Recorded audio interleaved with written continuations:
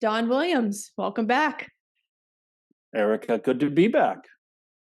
Good to have you here to talk about ID camps. I think this is a topic that is so needed because I see a lot of people wasting their time and money trying to go to all of the camps. And I think this will be good to just really help people understand which ones to pick and just to how to go about the ID camp process. So I guess to start off, is this the biggest issue you see is people waste their time and money on camps? I don't, I've changed my view of camps has changed in the last 4 or 5 years, I think. Certainly last 2 or 3 years. And I don't look at any of it as look, if you have money and time to spend, just you have it and you want to spend it. So there's some amazing college campuses and it's fun to visit. And I think it gives families an opportunity to be more introspective about the overall student athlete experience or overall student experience, I guess I should say, out of college. If you go and you visit a college and you realize that this is where you're supposed to be and this is where you want to be, yet you're not good enough to play a sport there, then the ID camp wasn't a waste because you got to visit the college and the town and you fell in love with it and you found your future. And I don't want to see players' identity of their adulthood being wrapped up in them being a player. That's crazy. It's insane because everybody's career is going to end at some point.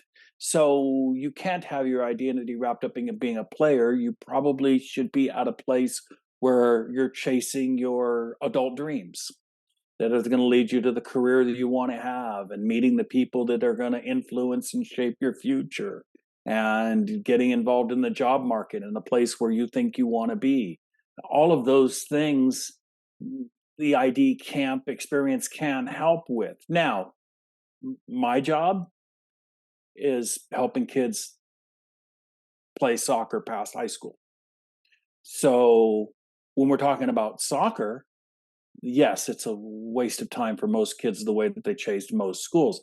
They seem to approach it like the old, oh, I'm going to go back in time and show how old I am.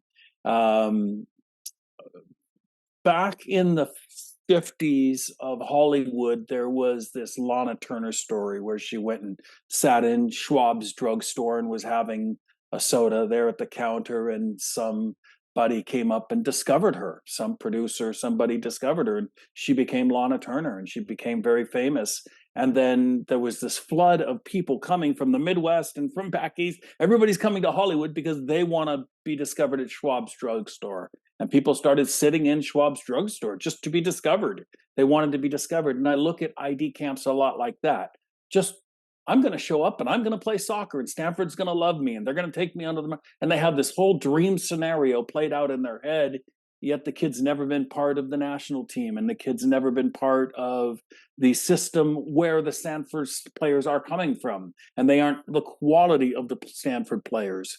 And I'm just using Stanford as a name because then I know it's a name everybody knows all over the world. But it goes the same for Florida State or in Notre Dame or any huge Power Five school that most of these kids dream of playing on television. And I think a lot of these kids dream of having that massive D1 experience at a massive D1 school and wearing those school colors and just being proud of that school and all of that at massive schools in which they don't fit the roster profile of any of those players. So then why are you going to the camp if you don't fit the roster profile of any of those players? You don't look like them.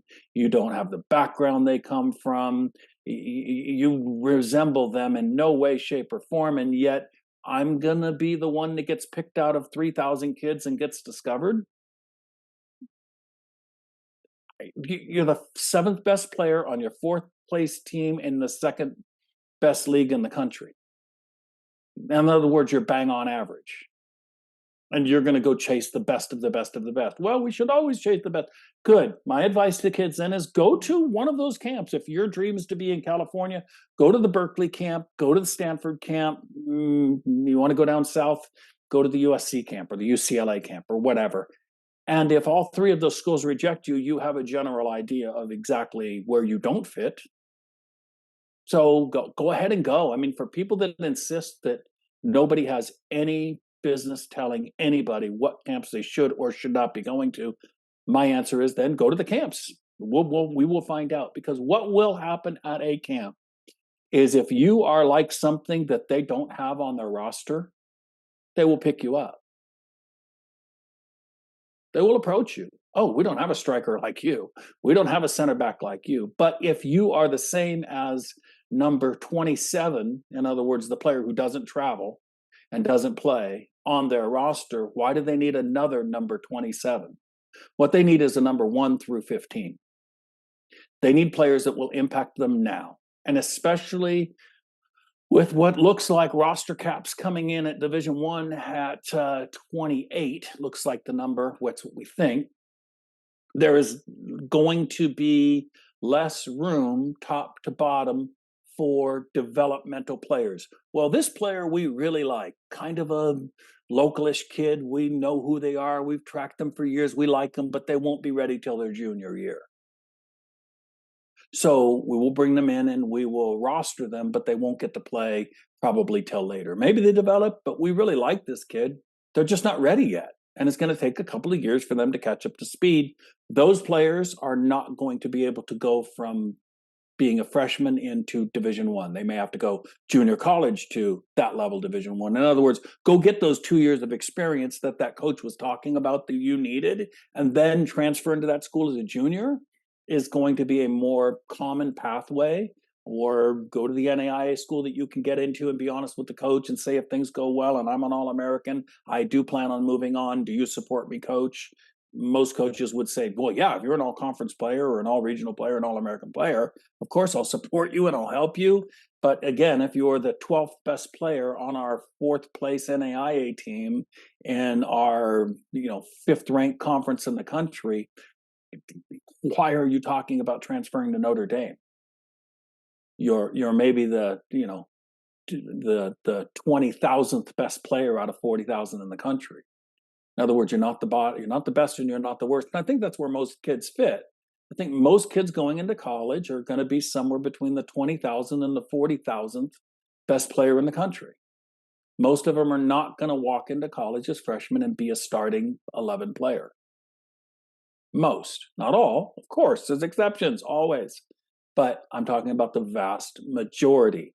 So being at an ID camp at a school in which you know that your abilities naturally kind of fit into is probably a better choice. I tend to use ID camps as okay, coach likes you. Coach has said that they genuinely like you. They need to see more of you and they want to put you through their paces and they want you to interact with their players in whatever way is legally possible, right? Sometimes it's just going to class with them and spending time with them and all of that. So coaches often use camps as an unofficial visit. So in other words, we like each other and we seem to be getting along and this seems like it could be a fit. I've got a camp coming up. We got 40 kids coming in that we have had this same discussion with you, and we're going to pick 8 out of those 40. Your odds now dramatically go up from 1 in 3,000 by showing up to the Stanford camp to 1 in 40. In fact, your odds are better than that if they're looking for 8 players. Then your odds are roughly 1 in 3. If my math is right. So does that make sense? It does. And I want to go back to what you started off with. There's so many good things here. So I think with the ID camp situation is, like you said, there are 2 camps of people who have all the disposable income to go to as many camps as possible and give their kid that experience, which is great. That is awesome. They are capable of doing that, and the kid can get motivated by seeing the campus and the student life and just look at the level and if they belong. But then you have a camp of people who need to budget and be more wise about it. So let's talk about the first camp of people first. So they have a bunch of disposable income. They can go to all of the camps and they're trying out all the top 25 D1 programs. How many camps should these girls attend until they need to think, okay, maybe I should call it quits and stop going because they might not be interested in me? And so depends how determined that person is. I mean, if the top 25 reject you, then you guess you're welcome to go to the top 26 and then 27 and 20 and then work your way to 50 and then work your way to 75 and work your way to 100 if you want. I don't know what to say. If somebody wants to just chase, by the way, it's kind of like fishing with no bait on the hook. You have nothing to attract that coach to you except your money. That's it. It's not like you're offering them something besides money. Because there's no way Florida State rejects you and Notre Dame rejects you and Stanford rejects you and Berkeley rejects you and Florida rejects you and Texas rejects you and I don't know, just keep naming the top 50. There's no way all 50 reject you of the top 50 schools if you are a player that can impact those programs. Now, if you only want to go to those top 50 schools, go to those top 50 schools. Go apply to the schools. Go pay for the schools. We're talking about parents with unlimited disposable income that can afford $100,000 a year for their kids to go to school. Then apply to the schools you want to go to and be happy and chase your dreams. There's if you can't give up soccer, there's always club soccer, which will grow with these roster caps filling at 28. I'm a college coach. I am almost sponsoring that club team, right? I am working very hard with administration to make sure that my assistants have additional income to run those club teams. And then any players that come through that system that we need to pull up and we need to drop a player and we need to pull up a player, as long as we're within the deadlines of being able to move players around, then we will do that. And if worst case scenario, we'll pull you up in spring. Right. And then you can be part of our program. So I think that if you want to be at a dream school that you have, why do you want to be there? And I assume it's not just for the soccer. If it's just for the soccer, you're crazy. If it's just for any sport, you're crazy. I mean, I shouldn't say it that way. I shouldn't say it that way. Maybe reframe your thinking if you're just there because you are determined that Notre Dame is going to be your pathway to play professionally into having a career in Europe, and suddenly the national team's going to pick you up magically, and all this stuff that's never happened your whole life is now going to happen. If you want to be at that school, you want to chase that dream, go. But you got to be at that school to chase that dream of getting picked up, and then you can have that dream for 4 more years. In all likelihood, you're not going to get picked up, but that's not for me to tell you not to do something. I don't know how many lottery tickets do you buy before you haven't hit the $1 million? How many? Do you stop at 1,000? Do you stop at 5,000? Do you stop at 10,000? Do you stop at 20,000? Do you never stop? There are some people who never stop buying lottery tickets. This is how they're going to retire. And it's the only way they're going to retire with any money at all. They're just going to keep buying lottery tickets. You're welcome to do that. I'm not here to tell you how to live your life. But understand that when you're just going to ID camps randomly, you're just buying lottery tickets. And yes, some people win the lottery. Somebody wins the lottery every doggone week. Somebody wins the lottery. No, I used to work at the Hopkins ID camp, and correct me if I'm wrong, and I don't know if it's changed since then, but usually at these camps, when we see a couple of players that we want to pursue and we see making an impact and starting on the team, we approach them then and there at the camp, or we Well, contact yeah. them right after. Is that still what It coaches has to be do? because you know that if that player is really good, they're going to your competitor's school. So the Johns Yeah. Hopkins kids also go into the MIT camp, and they're also going to the whatever Swarthmore camp, and they're going to the Bates camp, and they're going to the Bowdoin camp, and they're going to the Williams camp, and they're going to all the high level U.S. News and World Report top 25 schools. They're going to the University of Chicago camp, and holy crud, this good kid might be able to play for us their freshman year is not walking out the door without us at least talking. Even if they're a freshman, it's like, hey, I'd love to see you here at Hopkins someday. That would be fun, wouldn't it?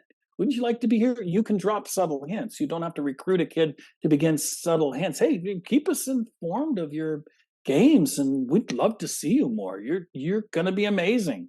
You're going to be an amazing player. I don't think we'd have any shot at getting you. You just drop these fun little subtle hints that heap loads of praise onto the player and make the player feel valued and make them understand that you value what soccer skills they bring to the table and you would love them to be part of your program. So even if they're younger, you're doing that. Even if they're in 8th grade, you're doing that. You're starting to build a relationship with that family and that player, and you're talking to the parents. Hey, I just wanted to meet you. I wanted to thank you for coming to the camp. Really appreciate it. Your daughter's amazing, by the way. You're having conversations Mhm. with that when they do, and you don't let them leave campus. You don't let them leave campus without a conversation. And if they're a recruitable age, it's a very simple question. What's it going to take for you to have you come play for us here at Hopkins? Can you submit your transcripts for us? Can we take a look? Can we get some pre-reads going? We're going to want to make sure you can get in academically. I can't work too much magic around that, but I can talk to admissions a little bit. You know, they usually get admissions usually gives Division threes one or two or three, a few. Uh, they give them a few spots guaranteed, not for that player, but for the players that can get into the school. In other words, one of my kids the coach said he'd sponsor his application to MIT. And then once the application went through the MIT, the coach had submitted like 60 names, I think, or 40 names, something. So a large number of names to the school of players that they thought would be acceptable for their program and also met the basic grades. And then the kid didn't get accepted by MIT. It's not the coach's fault. It's not the player's fault. It's a really hard school to get into, right? And Hopkins would go in that category. University of Chicago would come into that category, along with a lot of other amazing schools across the country academically. But you are spot on that any coach who's on top of anything at all is going to be contacting that player right then and there on the spot, pulling them aside at lunch, at some moments, have a conversation. So where do you play? Where do you go to school? Where's your club? Just having legal conversations with getting to know somebody, no matter what the age of the player. So then I guess my question is, a player goes to an ID camp and then there is radio silence from the coach a few days later.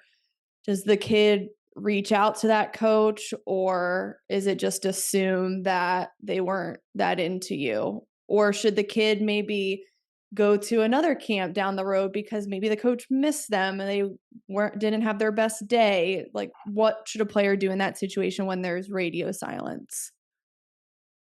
You're welcome to reach out to the coach. It's fine. Then what happens when there's radio silence from that? Do you reach out twice, 3 times, 4 times, 10 times, 20? I don't know. Where do you stop? I don't know.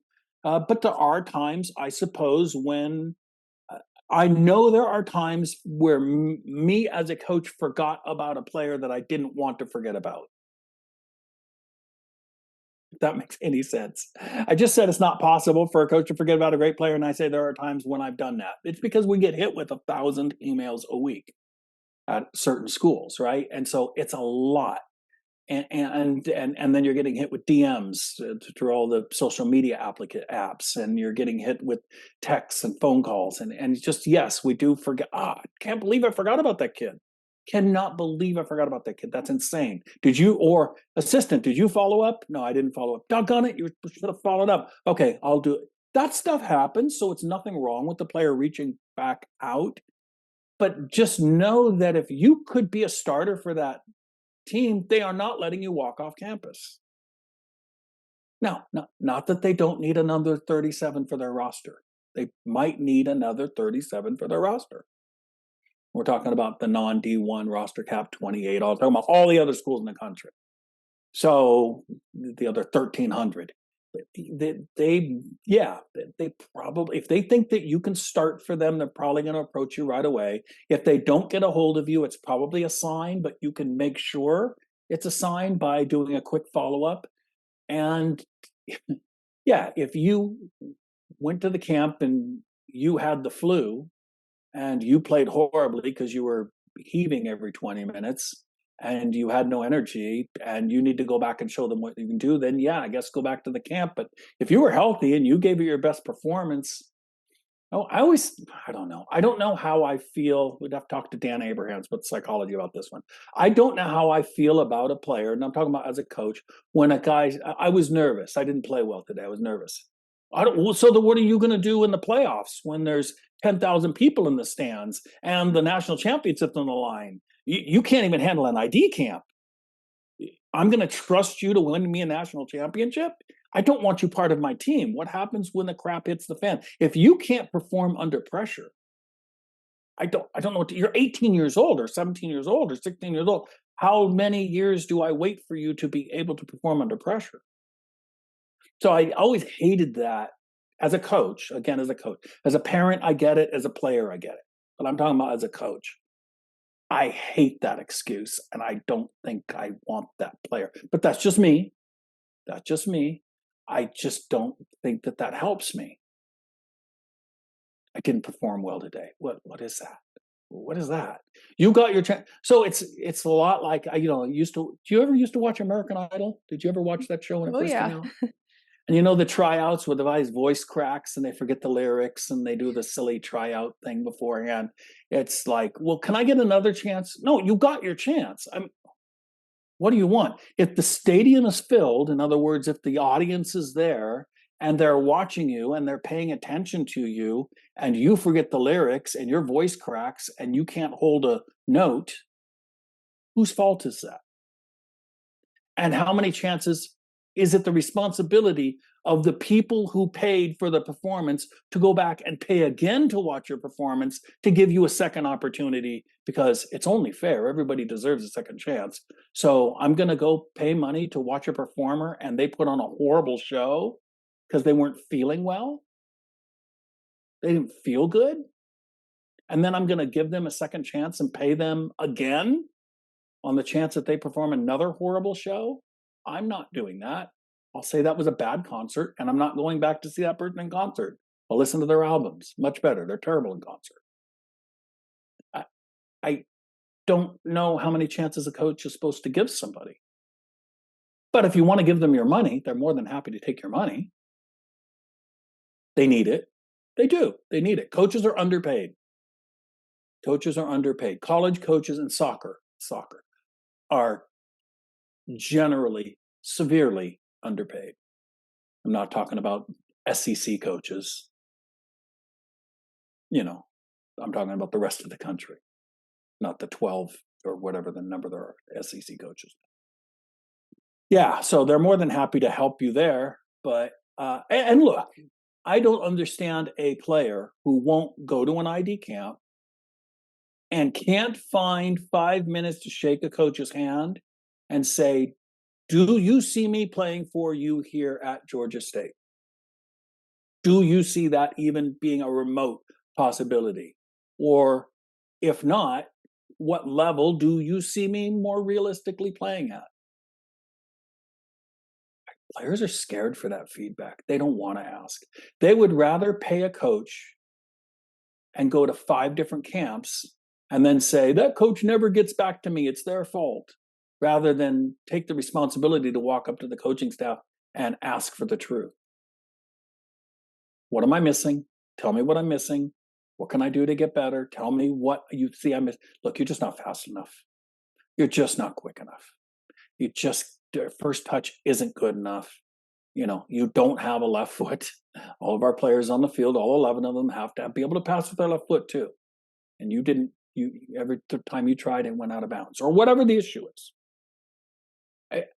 the coach can probably give you one or two good tips, and they will tell you right then and there. I've never met a coach yet, if you asked him that question flat out, and you were of a recruitable age. Now, if a freshman asks me flat out, I say, I don't know. You've got 2 years to develop. I don't know what to tell you. I'll tell you your junior year. Let's see what you do with these next 2 years. Because I've seen kids go freshman year to junior year and look like they were a completely different player and maybe from a completely different planet. They didn't even resemble that freshman player. I've seen that happen. So I'm not going to judge a freshman, but if you're of a recruitable age, they'll probably tell you the truth. Walk up and ask them. Don, I think that's the best advice when it comes to getting feedback after ID camps, because then you know where you stand. And then you can make your next move, whether that's going back to the camp and seriously pursuing that school or picking a camp that's at the level that you belong at. But for the camp of people who don't have endless money to spend on going to all the camps, how do they narrow down the ones to go to? I know you mentioned earlier in the conversation, at a minimum, check the team roster, check the profile of the player and the level. I think that's such a basic concept, but more people should be doing that. And I've had some girls go to like the Duke camp, Florida State, UNC, Stanford, all in one summer. And I've asked them if they knew, oh, do you know this starter? Do you know this girl who was their leading goal scorer last year? Did you watch this game? And no one knows who's on the roster. And it blows my mind that you're going to those camps and you don't know the level of the player and the starters and the impact players. So is that like the first step? And then what else can they do? Yeah, I look at this like getting it. Look, the coaches these is hiring. We know the coach is hiring 6, 7, 8 players every year. Look at it like a job.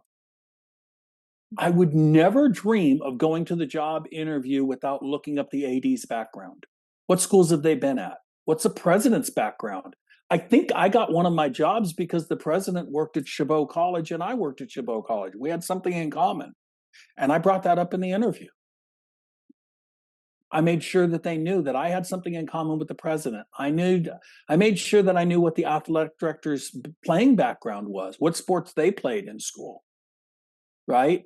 I did my research on as much of the hiring committee as I could. I did my research on the staff of the school, the major players that I thought I might be interacting with of the school. I did my research of the school. I knew when the school started, when they founded, what they were famous for, what they were, I did my research going into the job. Why a player would take the most important 4 years uh, of their older life walking into adulthood and not want to do all of that research is beyond lazy. I don't know what it is. It's beyond lazy. You have zero interest in playing soccer, in my opinion. You are doing this for some other reason, but it's not your interest. If you were interested, you would research it. When you were interested in nutrition, in fitness, you researched it. You went to school for it. You studied it. You practiced it. You still go to conferences. You still read books. I see you posting, oh, I like what this guy said. I like what this person said in the industry. Oh, this is interesting. And as nutrition relates to it, I see you jumping in and talking about it. It's because you're interested in the human body and how it performs at an ultimate level. What's the highest level we can push this body to perform at? And it's something you're interested in. Therefore, you study it, and therefore you talk about it every day because it's fascinating to you. Soccer should be the same way. And if you can't even be bothered looking up where the coach came from and what their background was, finding some things that you might have in common, maybe the coach coached in Kalamazoo, Michigan, and your grandmother lives in Kalamazoo, Michigan, and you visited Kalamazoo, Michigan. Wouldn't that be an easy, hey, coach, saw you played at, man, we used to visit there every summer. Da, da, da, da. That coach will now remember you. You will stand out to that coach. Maybe then they watch you a little more carefully. Just a little. So I would tell players, look, show up early, shake hands with the staff, offer to help up.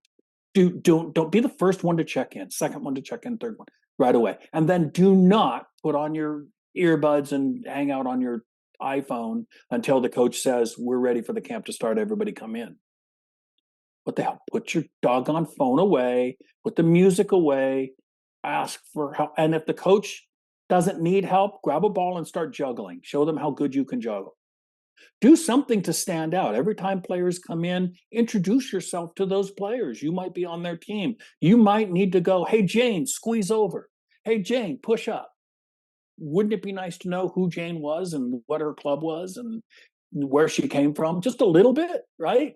What position do you normally play? Okay, all right, that's great. And then knock a ball around with them a little bit. Just start being involved. And then at lunchtime, can I help pick up?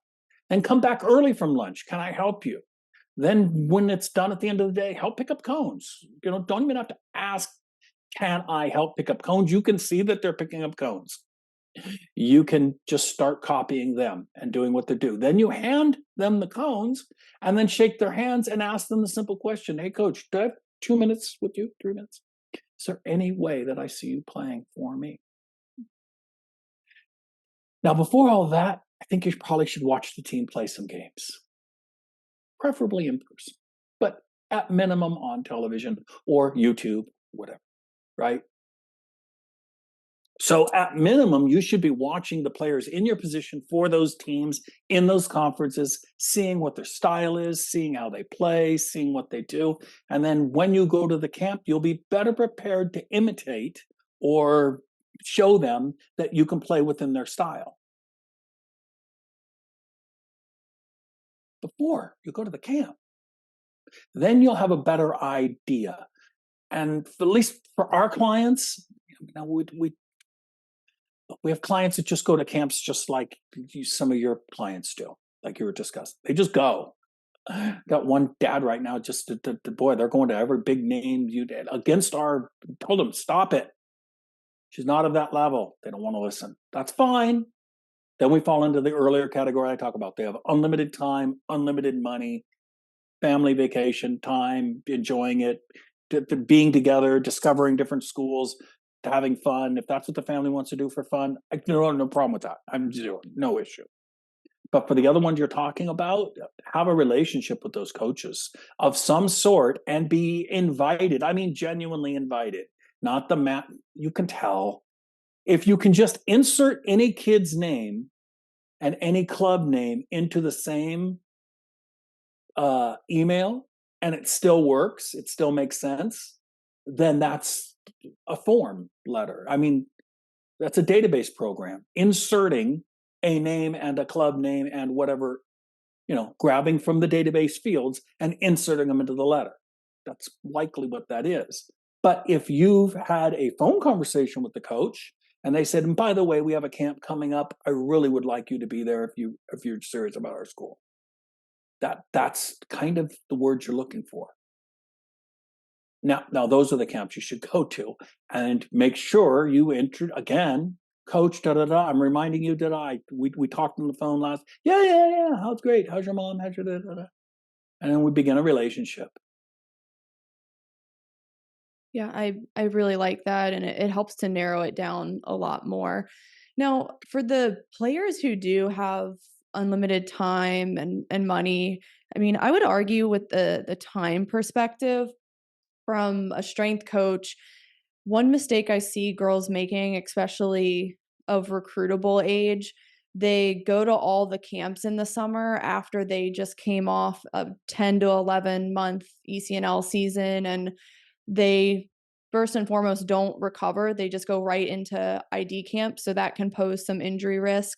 And then they also don't have time for an off-season true strengthening and speed development program where they can really develop athletically to play at these schools and to get to that next level. So I feel there's like a balance in those summer months to, yes, try out ID camps, but also make sure you're making time for recovery and developing as an athlete and keeping injuries at bay and it's tough, but then I've had some girls, they just did the Florida State camp, and then they were still able to make that time for an off-season program. So there is a balance for sure, but I think sometimes when girls go to all the camps, it can hinder other aspects of recovery and development in the summer. I, yeah, look, you're the expert on how long the body needs to recover. I've never been really great at it. I generally have, I was told my players when they quit, when they leave college for the summer, I told them I want you to take 2 weeks to go just do whatever you need to do for you. Right, to 2 weeks, and I don't want you to think soccer, do soccer. If going on a jog is part of your time in nature, and you want to go on a trail, and that's fine. I mean, you know your body, But in general, I don't want you smashing yourself for 2 weeks. Then here's your 10-week program, and it eases back into it, and that's all I know. Erica, you're the expert on that end of it. What I will say is you do not get a second chance to make a first impression in life. First impression, you get one. And first impressions are really sticky. Really sticky. In other words, they stay with people a long time. And sometimes they're insurmountable, that first impression. I saw you at your worst, and I don't like it. Your worst isn't good enough to help us on any given day. Look, I know players where their worst was better than somebody else's best. There were players I've coached that were so good, their worst was 10 times better than anybody else's best. Anybody I had. And they were playing horribly today. Yet they still scored 2 goals and got an assist. And they had a terrible day. Unless you're that, then you're going to be judged really harshly and very quickly on a bad first impression. So if you got it's just a quad. It doesn't bother me when I run that much. It's just striking a ball at distance where it really bothers me, right? It's just starting to go, should I go to that camp? Or I've got a turned ankle. Should I go? Should I perform? It's like, oh, that's a terrible idea. Now, or should I tell the coach that I'm injured and then go perform? How does that help the coach? Great, you're injured. Go sit down would be my answer. Go sit down. Don't play if you're injured. Why are you here if you're injured? Should have called me and canceled, and we could have refunded your money. You don't need to be here if you're injured. And if you're sick, you don't need to be here. And if you're not performing optimally, you don't need to be here. It should be I feel ready, and this is the tryout of my life. This is the tryout I've been waiting for my entire life. And I'm going to go half-ass it because I don't feel good, because I'm not ready. What insanity is this? When my son went to Germany, he had a trial for FC Cologne. He went to Hennef at the sports school in Hennef for 2 weeks before he stepped on the pitch at Cologne. And he said, Dad, it should have been a month. I should have been there maybe for 6 weeks before I got my tryout. 2 weeks wasn't enough. Wasn't enough. And what I took out of that, and I'll never forget it, and he'll never forget it, what we both took out of that is be prepared. And what is prepared at a certain level. When you're talking about Florida State, you're talking about or Florida, you're talking about one or two of the best programs in the United States. And you're going to go when you're not prepared and expect them. What are you expecting? Seriously, what are you expecting to happen here today? Put yourself in the shoes of that coach. Got a player limping around the pitch, and I'm going to recruit them? What? Always bugs me with the neoprene knee braces. Bug the hell out of me. I go, oh, what's wrong? What's going on? Because they don't do anything for support. Now, I'm not talking about the ACL braces, which do a lot for support and have enough mobility to allow players to play, right? I'm talking about the neoprene knee braces. What are they doing, Jessica? Do they have a function? But what a coach, it makes me think of, oh, knee problems. At 16 years old, she's got knee problems. I'm not going to invest in that. That's interesting. At least that's my head. That's Yeah. what No, I goes through my head is yeah, nobody wears a knee brace if they're 100% healthy. Nobody. right. Yeah. I've No, never seen a that's a good point, Don. And I've never seen a pro wearing a neoprene knee brace. I'm sure look, somebody's going to see this and go, here's a picture of a guy in El Salvador who's wearing a neoprene knee brace. Yeah. Now, what do you got to say? And he gets paid $12,000 a year. He's a professional. It's like, stop it. I watch the Premier League every week. I watch the German League every week. I watch the Italian League every week. Nobody's wearing neoprene knee braces. Nobody. What are you doing? Tells me you're not 100%. Tells me something going on. You've got pains going through your body, and I'm not a doctor.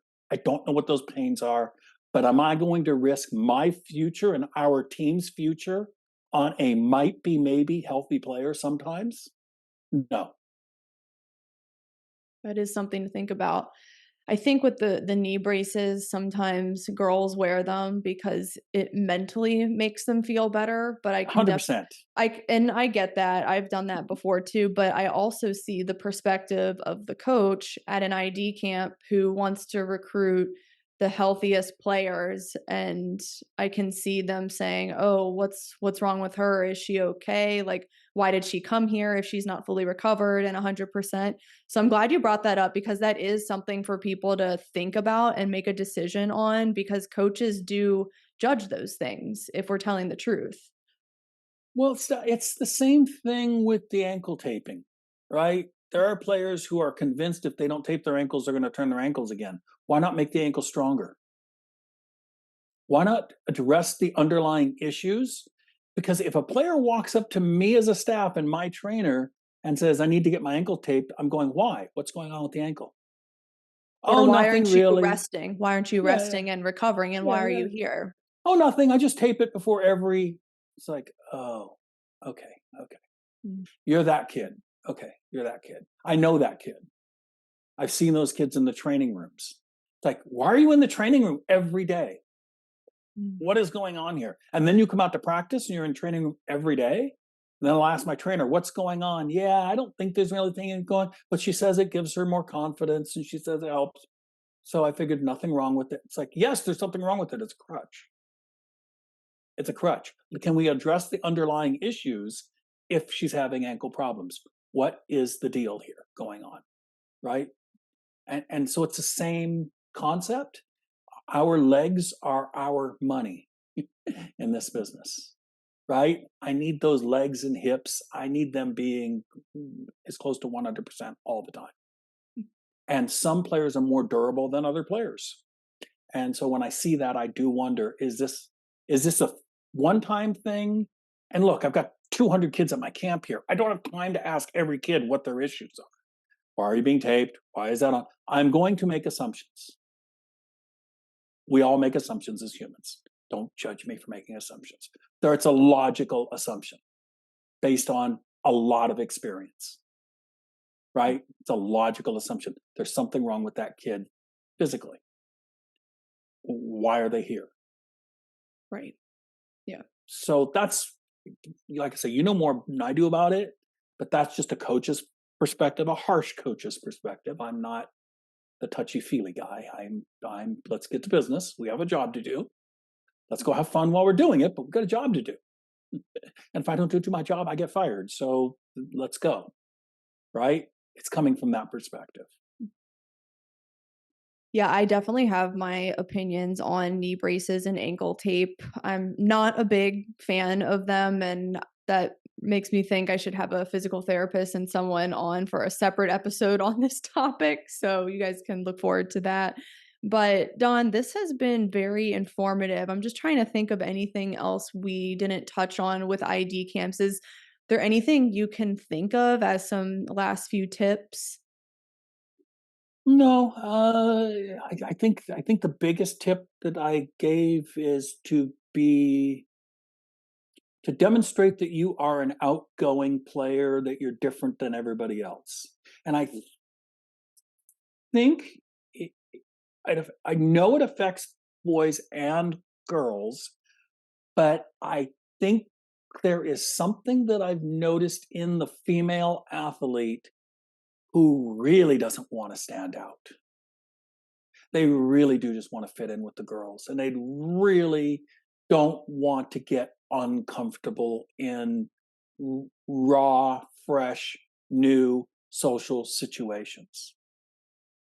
Like I say, I know it affects guys too because I'm one of those guys. Believe it or not, I am. I have to force myself, even when I'm the coach at a camp. I don't want to talk to all of the players separately. Like I don't want to get to know them. It's not comfortable for me. I have to force myself to do it. And the parents, I have to force myself to walk up to the parents. And I do because it's hard. And I like doing hard things. It's the old Steve Magnus book, the Good book. concept. Yeah, it is a good book. But doing hard things is very important for us. And so I know it's uncomfortable, ladies. I get it. Gentlemen, I know it's uncomfortable. Do it anyways. Do what makes you uncomfortable. You will grow and it will become slightly less uncomfortable. It will never go away if it's your personality to walk into a party and just start introducing yourself to people if it's not you.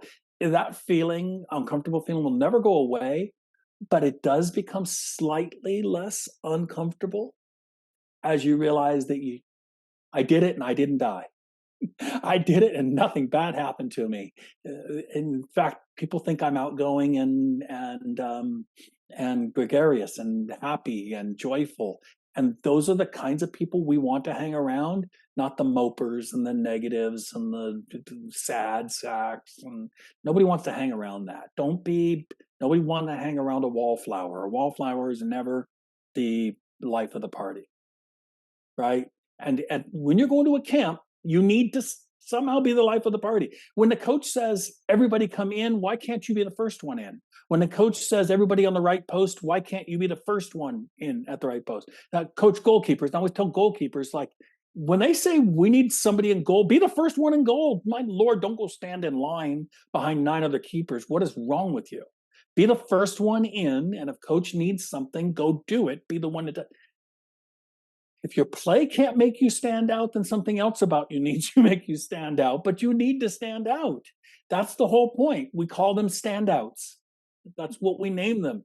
We're looking for standouts. We're not looking for stand-ins, as in stand in lines, as in I can get anybody to do that job. I need standouts. So you have to find a way as a player to be a standout at a camp. Whatever you do best is what you need to make sure those coaches see. Like if you've got a left foot that most of your kids on your team doesn't have, then make sure you ping that left foot a couple times. Ping that ball with your left foot. Make sure you really let coach can go, oh, I thought she was right-footed. Maybe she's left-footed. That is one of the biggest compliments that a coach can ask you is, which foot are you?